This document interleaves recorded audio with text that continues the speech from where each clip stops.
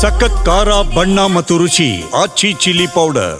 ಇನ್ನು ತುಲಾ ರಾಶಿಯವರಿಗೆ ಈ ವರ್ಷ ನೋಡೋದಾದ್ರೆ ಸಂಕ್ರಾಂತಿಯಿಂದ ಈಚೆಗೆ ತುಲಾ ರಾಶಿಯವರಿಗೆ 9ರಲ್ಲಿ ಗುರುವಿನ ಸಂಚಾರ ಪ್ರಾರಂಭದಲ್ಲಿ ಇರುವಂಥದ್ದು, 10ನೆಯ ಸ್ಥಾನಕ್ಕೆ ಗುರುವಿನ ಸಂಚಾರ ನಡೆಯುವಂಥದ್ದು, 6ರಲ್ಲಿ ಶನಿಯ ಸಂಚಾರ. ಒಂದು ರೀತಿ ಶುಭ ಫಲಗಳನ್ನೇ ಹೇಳ್ಬೋದು. ಕೆಲಸದಲ್ಲಿ ಹೊಸದಾಗಿರುವಂತಹ ಕೆಲಸವನ್ನು ಮಾಡಬೇಕು ಅಂತ ಅಂದ್ಕೊಂಡಿದ್ರೆ ಒಳ್ಳೆಯ ಫಲಗಳನ್ನು ಅನುಭವಿಸ್ತಾರೆ. ಒಳ್ಳೆ ರೀತಿಯಾಗಿರುವಂತಹ 5ರಲ್ಲಿ ರಾಹು ಇರೋದ್ರಿಂದ ಒಂದು ಸ್ವಲ್ಪ ಮನಸ್ಸಿಗೆ ಬೇಜಾರು ಅನ್ನುವಂಥದ್ದು ಅವ್ರಿಗೆ ನಿಲ್ಲದೇ ಇಲ್ಲ. ಮನಸ್ಸಿಗೆ ಏನೋ ಒಂದು ರೀತಿ ಹೀಗಾಗಬೇಕಾಗಿತ್ತು ಹಾಗಾಗಬೇಕಾಗಿತ್ತು ಅಂತ ಎಲ್ಲವನ್ನ ತುಲನೆ ಮಾಡಿ ನೋಡ್ತಾ ಇರ್ತಾರೆ.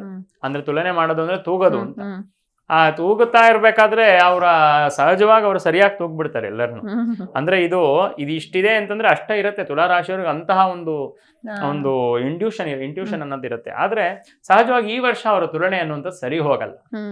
ಯಾವ್ದನ್ನು ತುಲನೆ ಮಾಡ್ಲಿಕ್ಕೆ ಹೋಗ್ಬಾರ್ದು, ಆಯ್ತಲ್ವಾ. ಸ್ವಲ್ಪ ಮನಸ್ಸು ಬೇಜಾರಾಗುವಂಥದ್ದು, ವಿದ್ಯಾರ್ಥಿಗಳಿಗೆ ಸ್ವಲ್ಪ ಸಹಜವಾಗಿ ತೊಂದರೆ ಆಗುವಂಥದ್ದು. ಅಂದ್ರೆ ಎಜುಕೇಶನ್ ಅನ್ನ ಮಾಡಬೇಕು ಅಂತ ಅಂದ್ಕೊಂಡಿರೋರು, ಫಾರಿನ್ ಹೋಗ್ಬೇಕು ಅಂತ ಅಂದ್ಕೊಂಡು ಫಾರಿನ್ ಅಲ್ಲಿ ಮುಂದಿನ ಎಜುಕೇಶನ್ ಅನ್ನ ಮುಂದುವರಿಸಬೇಕು ಅಂತ ಅಂದ್ಕೊಂಡಿರೋರಿಗೆ ಸ್ವಲ್ಪ ತೊಂದರೆ ಉಂಟಾಗತ್ತೆ.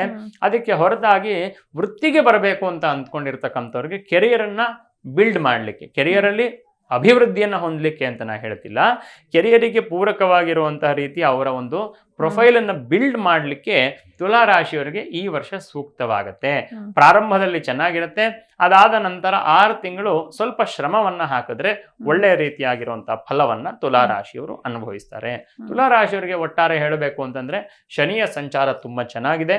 6ರಲ್ಲಿ ಶನಿ ತುಂಬಾ ಒಳ್ಳೆ ಫಲವನ್ನ ಕೊಡ್ತಾನೆ. ಮತ್ತೆ 11ರಲ್ಲಿ ಕೇತು ಕೂಡ ಒಳ್ಳೆ ಫಲವನ್ನ ಕೊಡ್ತಾನೆ. ಬಾಧಾಸ್ಥಾನವೂ ಹೌದು, ಆದ್ರೆ ಕೇತು ಒಳ್ಳೆ ಫಲವನ್ನೇ ಕೊಡ್ತಾನೆ ಪಾಪಗ್ರಹ ಆದ ಕಾರಣ ತುಲಾ ರಾಶಿಯವರಿಗೆ ಒಳ್ಳೆ ಫಲವನ್ನ ನಿರೀಕ್ಷಣೆಯನ್ನ ಮಾಡಬಹುದು.